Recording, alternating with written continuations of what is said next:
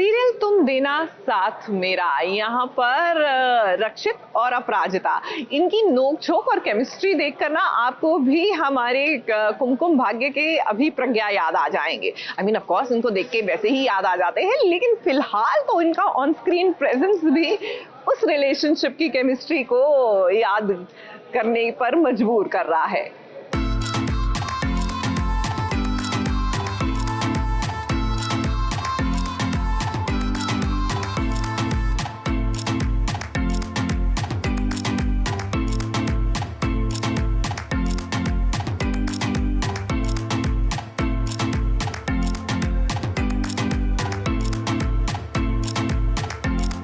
कभी नोक झोंक तो कभी खुसर पुसर, आखिर ऐसी कौन सी बातचीत चल रही है रक्षित और अपराजिता के बीच? ये जरा देखिए ना, कभी ये लड़ते हैं, कभी हंस पड़ते हैं। अब अभी और प्रज्ञा के बीच ये जो लड़ाइयाँ हुआ करती थी ना, कुछ उसी तरह की नोक झोंक हमें यहाँ भी देखने को मिल रही है।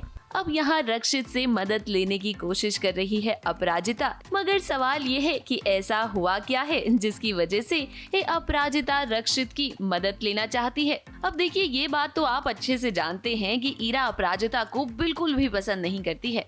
कभी वो उसे जानबूझकर ज्यादा काम देती है उसे टॉर्चर करने के लिए, तो कभी उसे कड़वी बातें सुनाती है। और यही सारी बातें अपराजिता लिखकर रक्षित को मैसेज कर रही थी, लेकिन उस वक्त कुछ उल्टा ही हो गया, क्योंकि मैसेज रक्षित को नहीं बल्कि ईरा को चला गया। ये बात जब अपराजिता को पता चली तो उसे समझ में आ गया कि उससे बहुत बड़ी गलती हुई है। अगर ईरा ने मैसेज पढ़ लिया ना, तो वो तो ऑफिस में हंगामा कर देगी।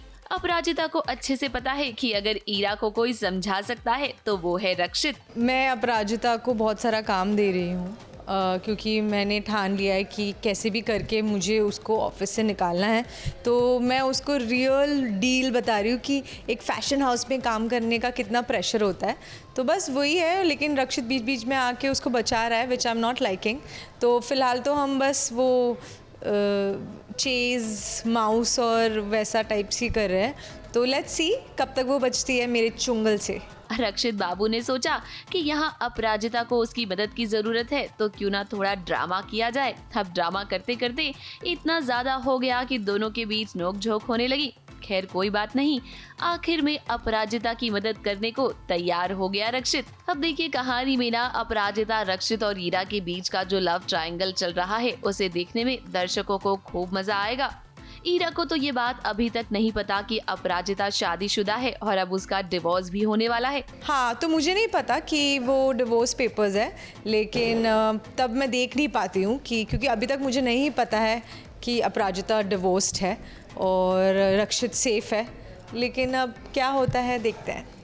दूसरी तरफ बात करें रक्षित की, तो वो तो पहले से ही अपराजिता को अपना दिल दे बैठा है। ये बस इंतजार है उसे तो इस बात का कि कब अपराजिता को भी उससे प्यार होगा। जब तक अपराजिता और रक्षित को प्यार नहीं होता भाई, तब तक इनके बीच हमें ये नोक-झोंक देखने को जरूर मिलेगी। मुंबई से कैमरामैन अनूप रस्तोगी के साथ एबीपी न्यूज रिपोर्ट।